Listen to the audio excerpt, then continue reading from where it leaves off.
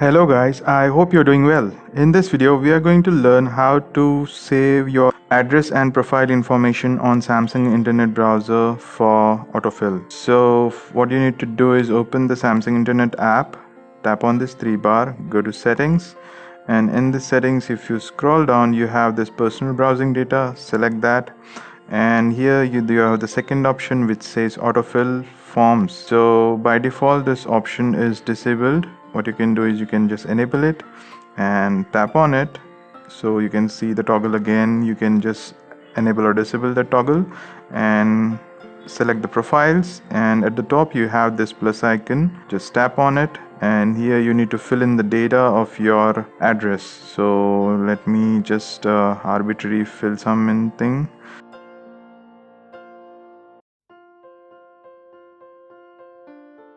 And once you've filled everything, just tap on save, and that will save your profile.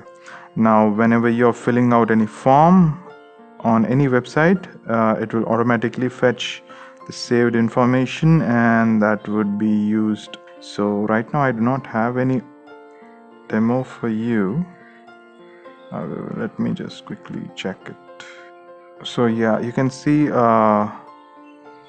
the name was not appearing, but yeah, if I just when I selected the email field, I can see the email address which has been saved on my profile is appearing now. I can just tap select and then just submit that form. So in this way you can add the profile information, and if you want to change the information, what you can do is you can go to again the profile and select that particular profile and make the changes accordingly, and again hit on the save. So let me just hit on the save, and the information will be updated accordingly. You can add multiple profiles, and even you can delete a profile if you do not want. Just tap on that delete icon and select delete all, and the profile will be deleted. I hope this helps. Let me know if you guys have any questions. Thank you. Cheers. Have a great day.